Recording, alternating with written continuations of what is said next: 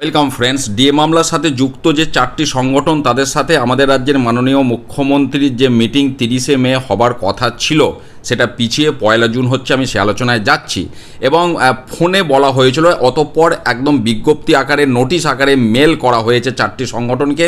আমি একটা এক্সাম্পল আপনাদের সামনে তুলে ধরেছি। 27শে মে তারিখে এই চিঠি পাঠানো হয়েছে। আপনারা দেখতে পাচ্ছেন, এটা যেটা দেখাচ্ছে, এটা সরকারি কর্মচারী পরিষদকে তাদের যিনি প্রেসিডেন্ট শ্রী দেবাশিস শীল, তাকে উদ্দেশ্য করে পাঠিয়েছে।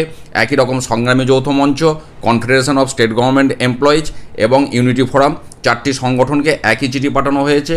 এখানে বেশ কিছু কেসের উল্লেখ করা আছে এবং যেটা বলা হচ্ছে যে এই বিষয়ে অনারেবল চিফ মিনিস্টার মিটিংয়ে বসছেন আগামী 1 জুন 2026 সোমবার দিন বিকেল 5টার সময়।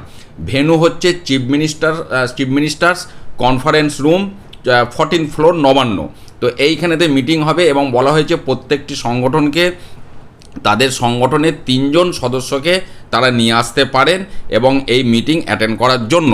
প্রসঙ্গত জানিয়ে রাখি, আজকেই দুপুর 2টো থেকে ডিএ মামলার শুনানি আছে কিন্তু সুপ্রিম কোর্টে, এবং সরকারি কর্মচারী পরিষদের পক্ষ থেকে এই শুনানি 4 সপ্তাহ পিছিয়ে দেওয়ার জন্য আবেদন করা হয়েছে। সেই আবেদন আজকে গ্রাহ্য হয় কিনা দেখা হবে।